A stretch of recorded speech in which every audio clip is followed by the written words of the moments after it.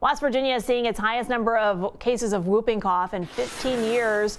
The health officer for the Kanawha Charleston Health Department, 2 words there, says there's been 126 reported cases of whooping cough this year.